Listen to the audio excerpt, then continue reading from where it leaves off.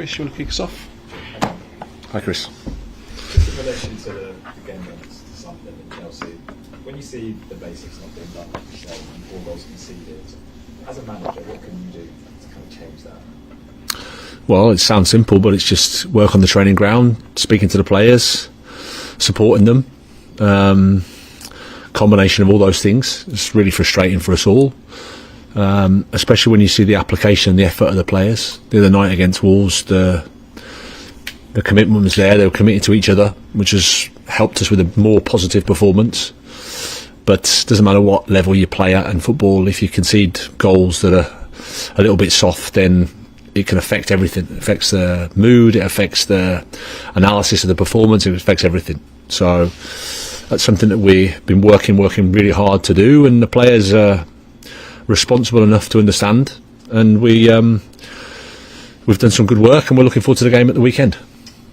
Because of the noise around the club at the moment, and the form as well, I know it's early in the season, but 3 losses. Have there been any need to have conversations higher up with the board, just to get reassurances that they're happy with the plan going forward that you're bringing?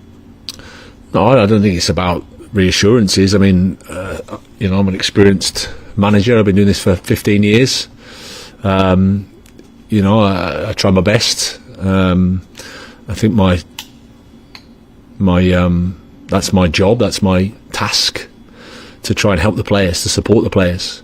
We're all hurting because the pre-season was positive and we were optimistic, and an emotional day at Sunderland, and then we play the World Club champions, and all of a sudden, things aren't good, and we have to accept that, and that's the reality, and we're not shying away from it. The results haven't been what we want, but at the same time, there's a lot of connection in the team, there's a lot of commitment in the team, and I don't think we're far away from a performance and a result that gets us moving in a different direction. Amongst the noise this week, a lot's been made of your record so far as West Ham manager, 5 wins in the 20 Premier League games and 22 in total. How do you assess that record, first of all, and is more context needed around that? Well, yes and no. The record is the record. You can't get away from it. You can't. It's there. There is a context, of course, and it depends where you want to make your analysis. From my perspective, I'm looking forward. I'm looking forward to the game at the weekend. I understand the work that we've done. I think we've done a lot of good work. I think we stabilised things a lot. I think the culture's a lot better. I think the foundation of the group is better. The togetherness at the club is better.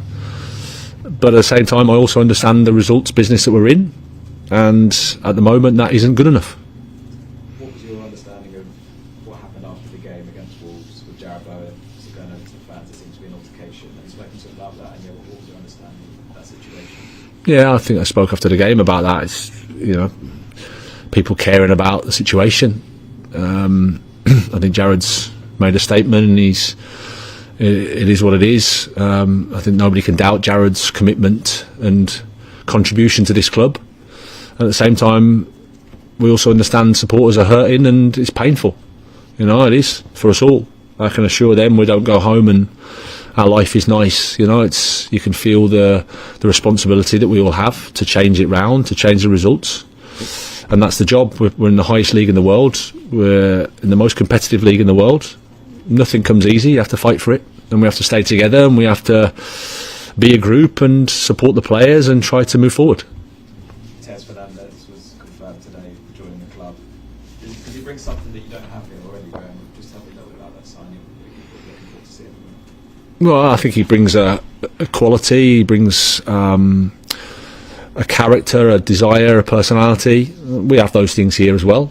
But he's obviously someone we've known for a long time and watched and looked at. Delighted to have him here. I think our fans will really like him. I think he's at an exciting stage of his career. He's already had some Premier League experience, but we're looking forward to him taking the next step in his career with us. So really excited about the signing. Do you expect any more to come in before the deadline?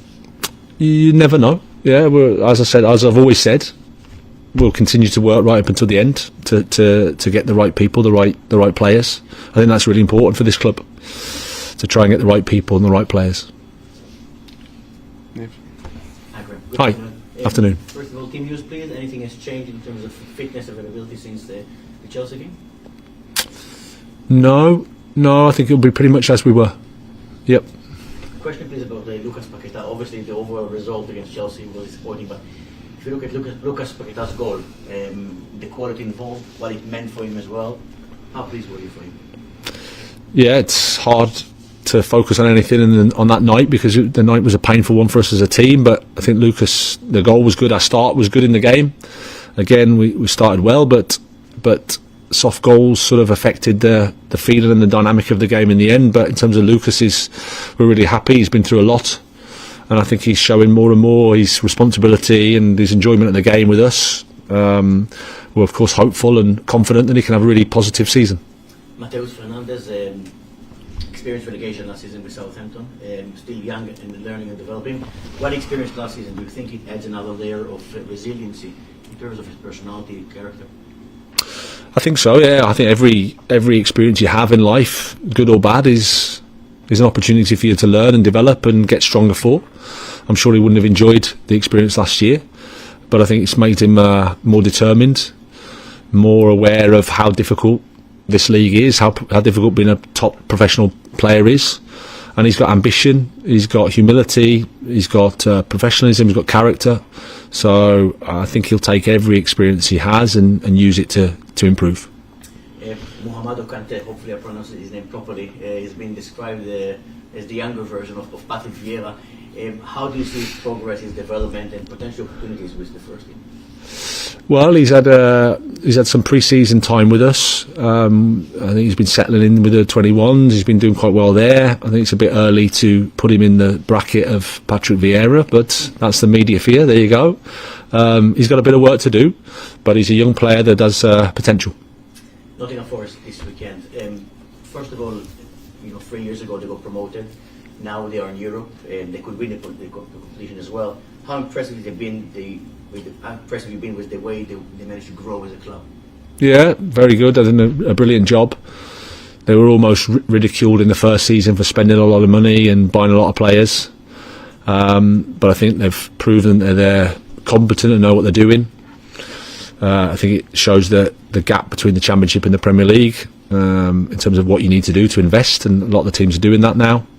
And then obviously they had that season and now they've stabilised. I think Nuno's come in and done a brilliant job. They've got a powerful team, a well-organised team that knows what they're doing in defence and attack. So, yeah, another tough game, but one we're looking forward to. Okay, Lauren, BBC. Hi. Hiya. I know we've touched a little bit on transfer talk. There was talks around interest in Thomas Souček, a player it seems West Ham are keen to keep. Why is Thomas such a key player for the club? Well, if you look at his goals record from midfield as a starter, and then as a person, when you work with Thomas, he's a fantastic individual, gives himself for the team, sacrifices himself for the team, plays in lots of different roles. So he's contributed a lot to the success that West Ham have had over the years. And like I said, great person. And then his ability to defend both boxes, attack the boxes, and score is obviously an important part of the game. And for you, are there any more signings that you're hoping to make? Not necessarily names, but strengthen any particular position? Well, as I said, we'll always look until the end of the window. You never know what's going to happen. I think it's going to be one of those windows that's going to be a lot of activity late. We need to make sure we're aware and aligned to make the right calls. But I'm going to repeat myself, but you've always got to look to improve while the window's open. We'll certainly do that. At the same time, improve the players we have. You've already touched on the fans, of course, I've been very understanding with how they're feeling. Some of those fans left early during that Chelsea match. Are you worried at all potentially starting to lose their support? Well, no, I think, as I said, I understand the results we've had, the two results we've had in the Premier League. We went to Sunderland, it was an emotional day. We did quite well for a bit, and then the game got away from us, so it's disappointing. The result you can't argue with. Then we played Chelsea, who are a top team, but again, we didn't do enough. We conceded too many soft goals from our perspective, and that gives a feeling of, certainly not positive, and you understand it. In the results business that I spoke about, everyone at the club is feeling it. The club is upset. We all are, and so we have to try to understand that and then work towards the game, work towards the next match. That's the only way we can turn things round. It's the only way we can build confidence. The only way we can build trust. It's the only way we can build togetherness is to play well and win. And having reflected on those two previous Premier League games, how are you going to be approaching Forest on Sunday? Well, we have to, as I said, they're a strong side that can defend and attack really well. So we need to be organised in terms of that. Their transition is really dangerous. They win the ball back in good areas and they can attack through both sides. Both wide men are fast, and obviously Wood and Gibbs White through the middle have a really good understanding. So we have to understand that. But at the same time, the positive step for us we felt against Wolves was there. We need to carry that forward. And finally for me, I was wondering if I could get your thoughts on the opposition manager, Nuno, someone of course who knows the Premier League very well, like yourself. Yeah, I think he's done a brilliant job. His career I've known obviously from playing against him a few times. He's well respected within the coaches for sure because of the experience he's had and the job he's done at all his clubs. And at Forest, I think he's done a brilliant job.